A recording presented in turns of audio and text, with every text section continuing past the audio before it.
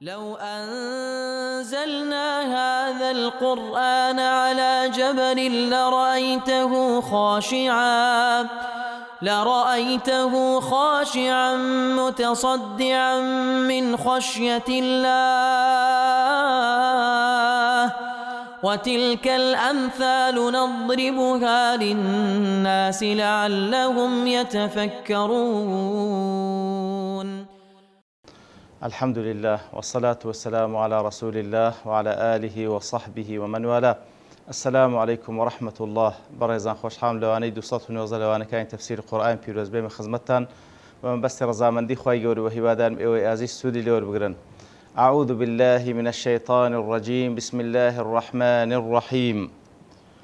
هو الذي أنزل عليك الكتاب منه آيات محكمات هن أم الكتاب وأخر متشابهات فأما الذين في قلوبهم زيغ فيتبعون ما تشابه منه ابتغاء الفتنة وابتغاء تأويله وما يعلم تأويله إلا الله والراسخون في العلم يقولون آمنا به كل من عند ربنا وما يذكر إلا أولو الألباب. بەڵێ خۆشەویستان، خی گەورە سوبحانەهو وتەعالە لە دوای ئەوەی کەوا لە ئاەتی پێشتر باسی خەڵقی کرد هو الذي يصوركم في الأرحام كيف يشاء، خی گەورە ئێمەی لە ڕحمی دایکمان بەو شێوەی کە ویستی لەسەر خەڵق کردیە ئەو جا خی گەورە باسی کتێبی کرد ئەو ئینسانی کە خوا خەڵقی کردیە هەر ئەو خوایەش سوبحانەهو وتەعالە بەرنامەی لۆدانایە. ئیتر لێردا لە باسی قورئاندا دەفەرمی هو الذي، هەر ئەو زاتەیە ئەنزەل عەلەیکە الکتاب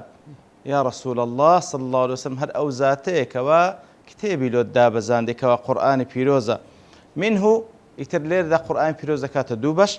منه آيات محكمات هن أم الكتاب. لنا قرآن بيروز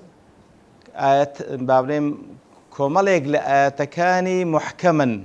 وتزور واضحا زور آشكران هن أم الكتاب، هر أواني شنكوا أصلي أو كتابية. وأخر متشابهات، هندي آيات تريشي تيدا لقرآن بيروز بس بيزقل آيات محكمة كان هندي آيات متشابه تيدا. متشابه کەواتە ئەویان محکەم وەکو گوتمان زۆر ڕوون و ئاشکران، بەڵام هەندێک ئاەتکە تێدایەکەوە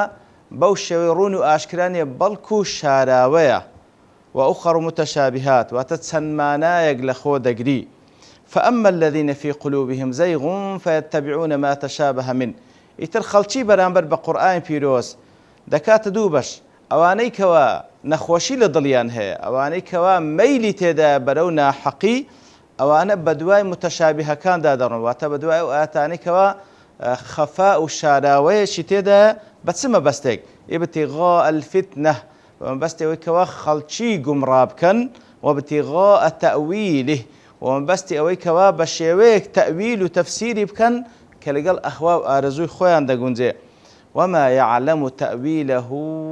إلا الله. لە حەقەتیش ئەو ئاەتانە کەوا شاراوەیەکی تێدایە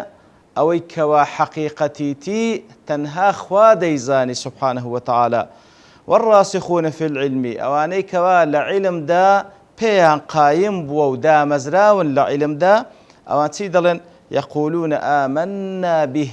دەڵێن ئیمانمان پێهینا كل من عند ربنا، واتە ئیمانمان پێهینا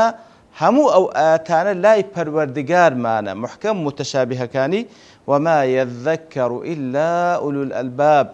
هیچ کەسێک پند و ئامۆژگاری وەرناگری لە ئاەتەکانی قورئانی پیرۆز تەنها کەسانێک نەبن کەوا ئولو الألبابن، جەمعی لوبە، ئەوانەی کەوا خاوەن عەقڵن، هەر ئەوانن پند و ئامۆژگاری لە ئاەتەکانی قورئانی پیرۆز وەردەگرن و سودمەند دەبن لێی. ئەو بە کورتی مانای ئاەتەکە. جا لێردا خی گەورە سوبحانەهو وتەعالە دەفەرمی هو الذي أنزل عليك الكتاب يا رسول الله، ئەو زاتەی کەوا خەڵقی کردینە، هەر ئەو زاتەیە کەوا کتابی لۆ دابەزاندیە، کتابی بەسەر دڵ و دەروونت دابەزاندیە. لێرەشدا دەیکاتە دوو بەش، وەکو گوتمان منه آيات محكمات، کە وەکو زانان دەفەرمون زۆربەی زۆری ئاەتەکان محکەمن. محکەمن واتە زۆر واضح و ئاشکران کەوا بە هیچ شێوەیەک مەجالی ئەوەی تێدانیە بە شێوازێکی دیکە باسی بکەی غەیری ئەو شێوازەی کە خوا دەیەوێت سبحانه وتعالى کە هەر ئەوەشیان هونە ئوم الکتاب هەر ئەوەشیان کەوا زۆربەی زۆری ئاەتەکانی ئەوەیە محکەمە واضحە ئاشکرایە لا يحتمل إلا وجها واحدة واتە هیچ شتێک لە خۆ ناگرێت تەنها ئەو وەجهە نەبێ ئەو شێوەیە نەبێ کە خوا دەیەوێ سبحانه وتعالى ئەوانن ئەسڵی کتابەکەی ئەوەن هونە ئوم الکتاب ئوم واتە بەمانای ئەسڵ دێ کەواتە ئەسڵی کتابەکەی ئەوەیە هەموو ئاەتەکانی محکەمە هەندێک لە ئاەتەکانیش وەئوخەڕ متەشابهات هەندێک لە ئاەتەکانیش متەشابهن گوتمان محکەم واتە ظاهر متشابه ئەوەی واتە شاراوەیەکی تێدایە خەفاچی تێدایە واتە لەفزەکەی وەکو ابن كثير دەڕێ ڕەحمەتی خوای لێبی تحتمل أكثر من معنى تحتمل أكثر من معنى واتە چەند مانایەک لە خۆ دەگری واتە احتیمالی چەند مانایەک لە خۆ دەگری ئیتر ئەگەر بێت و ئەو ئاەتە متەشابهانە بجێڕێەوە سەر محکەمەکان ئەوە لەگەڵی دەگونجێ و هیچ ئیشکالی تێدا نابی کەواتە أصل ويا رد المتشابه إلى المحكم متشابه كان بجي ريوسر محكمة كيو هيز إشكال نامينه وتوآتاني نوعي لشارة وخفان تدا سنمانا تشيج احتمال ذاك الخو بقري أو بيويست أصل أو متشابه أنا بجي روسر محكمة كيو هيز إشكالك نامينه بلام معناه تريج لخوي دقري وكو ابن كثير الرحمة خوي لبي وكو لفظ وكو دلالة معناه كل لخوي دقريتن بەڵام دوورە لەو مانای کە خوا مەبەستیتی سبحانه وتعالى دوورە لەو مانای کە خوا مەبەستیتی لەبەرەوەی ئەسڵ لە قورئانی پیرۆزکەوە هەمووی کەلامی رب العالمین ولو كان من عند غير الله لوجدوا فيه اختلافا كثيرا ئەگەر ئەو قورئانە لە لای غەیری الله بەهات بە ئەوە تەناقوزێکی زۆر لە نێوان ئاەتەکانی هەبوو مع العلم بهج شێوەیەک تەناقوزی تێدانێ كتابا متشابها مثاني متشابه وكل سورة الزمر دا دفرمي زانان دفرمات هر همويان وكويك لبلاغته لريكو بيتشيو وهروها لمانا ولا همو حقائق كان وكويك ريكو بيكو جوانا إتر هندق لآيات كان بابن زور بآيات كان محكما واضحا آشكران هيز إشكال تيدانية هندق لآيات كان متشابها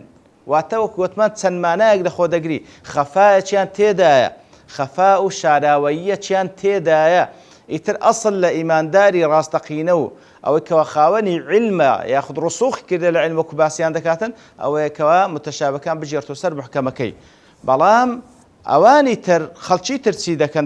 دەربارەی ئەو متەشابهانە فأما الذين في قلوبهم زيغ ئەوانەی کەوە زەیغ واتە مەیل و واتە انحراف لە دڵ و دەرونیان هەیە واتە گومڕایی لە دڵیان هەیە ئەوان چ دەکەن فيتبعون ما تشابه من بدواي متشابهەکان دەگەن ئەسڵ وای ئینسان بەدوای محکەمەکان دابڕۆ ئەگەر متەشابهیشی هاتە پێش متەشابهەکە بجێڕتەوە سەر محکەمەکەی بەڵام ئەوەی کەوا نەخۆشی لە دڵی هەیە ئەوەی کەوا گومڕایی لە دڵی هەیە بەمەبەستێکی خراپ لە قورئانی پیرۆز دەستە پێش بەدوای متەشابهەکاندا دەڕوا بەدوای متەشابهەکاندا دەڕوا فيتبعون ما تشابه من مەبەستیشی تێدا چییە ابتغاء الفتنة بمبسته كوا خلشي توشي فتنة وقمرايبك وابتغاء تأويله بمبستي أوش تأويل وتفسير يشيلو ببيني توا كوا دول لراستي بلقال أهواء وآرز وكان خوي بقريه إتر أوا إيشي كسانك كوا ميل زيغ انحراف وقمراي للضليان هيا وكولا لديرين زمانه لدواي بيغمر صلى الله عليه وسلم وكو ابن كثير رحمة الله دفرمي همو أو الطوائفاني كوا قمرابوينا بدواي متشابه دا قراينا لا معتزلة ولا خوارز لا جهمية ولا همو أواني كوا قمرابوينا هموي بدواي متشابه دا قراينا بدواي متشابه دا قراينا بمبست اوي خلشي قمراب كان بمبست اوي خلشي قمراب كان يتر بلام أهل علم سدله والراسخون وابتغاء تأويله لدوات الدفن والراسخون في العلم يقولون آمن برام كسانش راسخ لعلم أن دلين إيمان من بهمويه بمتشابه بويتري بمحكمة كاني هموي لا پروردگار من هاتيه زل ده بيشوي كوا تكميلات كبكين باش لبرسي قرآن محكم متشابه تدا لو هموي محكم نية طبعا وقت ما محكمات بمعنى ظاهر أجنا قرآن هر هموي وخوا يقول سورة هود دفن ألف لام را كتاب أحكمت آياته هموي أو بري إحكامه إتقانه أو بري راس درستية بلام كلير ذاك دي تدوباش واتە بۆ مانای نەک هەوەی هەندێک محکەمە هەندێک محکەمە نییە نا هەمووی محکەمە بەڵام لێرەدا لەلایەنی معناوە زۆربەی زۆری محکەمە ظاهرە مانایەکەی زۆر واضح و ئاشکرایە بەڵام هەندێکی متەشابهە خەفا و شاراوەیەش تێدا باشە لەو متەشابه لە قورئان پیرۆز هەیە زانایان دەفەرمون لە بۆ ئیبتلا و تاقیکردنەوەیە لە بۆ ئیبتلا و تاقیکردنەوەی بەندەکانیتی زەنداخۆ چێ وەکو ئەو کەسانی کەوا مەیل و زەیغ و ئینحراف لە دڵیان هەیە بە دوای متەشابهەکەی دادەگەڕێ چێش لەوانە بە دوای حەق دادەگەڕێ بڵێ هەمووی لەلایەن پەروەردگارمان کەواتە لۆیە محکەم و متەشابه تێدایە تاوەکو لە خلالی وەکو تاقیکردنەوە ئیبتلا ڕازگۆ و درۆزن لێک جیا ببنەوە هەی تەماشا دەکەی وەکو ئیبن کەثیر ڕەحمەتوخی بدەیە هەرچ تائیفەی منحەریف هەیە لە دوای پێغەمبەر صلی الله علیه و سلم کە هاتینە لەناو ئومەتی ئیسلام بەڕاستی بە دوای متەشابه داگەڕان ئێستاش تەماشا بکەی بە هەمان شێوە ئێستاش بە هەمان شێوە کەسانێک بە خۆ چەندین تەوائیف و چەندین شەخصیات کاتێکەوە دێن باعتیبار دعوە و بانگەواز دەکەن بەڵام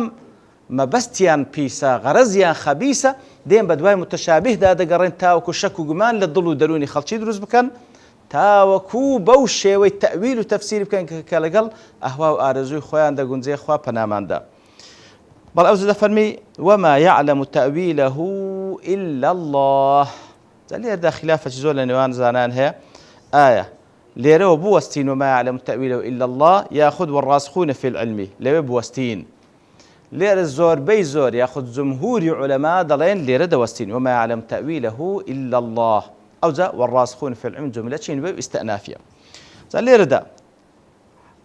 لەبەرچی ئەو وەقفە جیاواز بابرین جیاواز نێوان عولەما هەیە لە چێ بوەستین بەرەوەی لە تەفسیری کەلیمەی تەویل خلافیان هەیە ئەوانەی کە دەڵێن لەسەر إلا الله بوەستین لێرە دەڵێن تەویل بە مانایە دێ واتە زانینی معریفەتی باوری معریفەت و زانین حەقیقەتی ئەو شتە و عاقبەتەکەی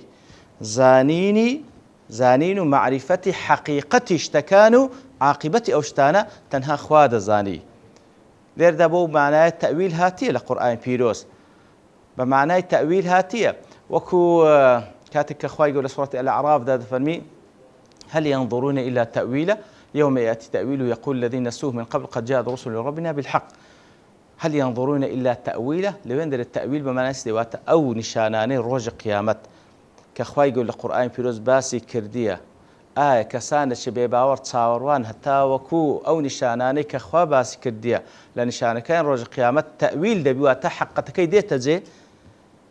تصاورواني أو روجة دكان أزدفن أو روجي كدي حقت أو شتاني كدي تجي أوان أو هادلين أو هادل كواتلير دم زانيني حقيقتي اشتكي عاقبتي اشتكي ياخذ خواي يقول لسورة النساء دفرمي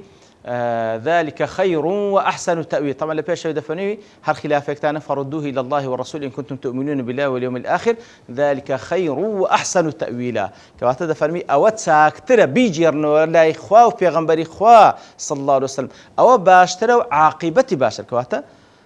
تأويل يرد بمعنى حقيقة اشتكوا عاقبتي أو شتا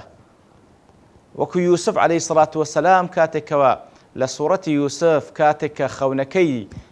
جێبەجێ دەبی لە کۆتاییەکەیدا دەفەرمی هذا تأويل رؤياي من قبل جێبەجێبوونی حقەتی ئەو شتەی ئەو خەونەی کەوا دیتبووی کەواتە لەو حاڵەتەی وما يعلم تأويله إلا الله واتە هیچ کەسێک حەقیقەتی ئەو شتانی کەوا متەشابهن لە قورئانی پیرۆز خەفا و شاراوەییەکیان تێدایە هیچ کەسێک نایزانێت تەنها ئەڵڵا نەبی سبحانه وتعالى تەنها ئەڵڵا نەبی جەلێردا چییە ئەو شتانی کەوا هەندێک شاراوەییان تێدا وەکو لە زانایان باسییان کردێ لە بۆ نمونە دەڵێن حەقەتی ئەو پیتانی کە لە سەرەتای سوورەتەکان داهاتێ وەکو باسمان کرد فعلا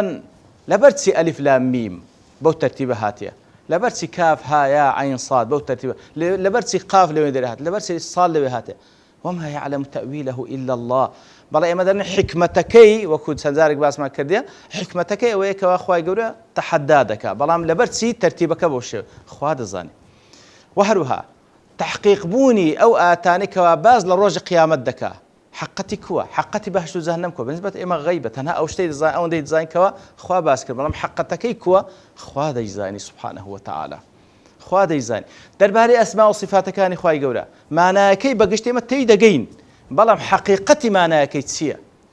خواهي قول السميعة دزاين سمع تسيا بالي إثبات السمع ده كان لبخواهي قول سبحانه وتعالى بلام سمع كوا لائق بخوا سبحانه وتعالى لذا زيادة النالين أو كسيك برسال الإمام مالك دكا رحمة خواهي لبي دفرمي كيف استوى على العرش ياخذ ثم استوى على العرش كوا حقتكي كوا إمام مالك دفرمي الاستواء معلوم لأن لغته دزاين استواء معناه على وارتفع ده والكيف مجهول بلام تونيتكي مجهولة بالنسبة له هشتاني كوا لأسماء وصفات خواهي يقول حقيقتكي إما نازين بلام ما ناكي تيدا جينو إيمان ما بيبو شوي كخوادي سبحانه وتعالى يتبو شوي أجر متشابه أو ما ناكي بيتن كوا حقيقتكي تسيا تأويلي تأويل بمعنى حقيقتش تكو عاقبتش تكبتن أو تنها خوادي زاني لويا وما علم تأويله إلا الله والراسخون في العلم يقولون آمنا به أوانك وراسخ لعلم دام زراء لعلم طالين آمنا به إيمان كل من عند ربه هم لا إخوة لا يبرر أويك وزور واضح وأشكال تيدقين وأويك وخفاء وشارع واشتدا هم لا يبرر دقارة إما هم إيمان ما فيها دیارە مانای دووەمیش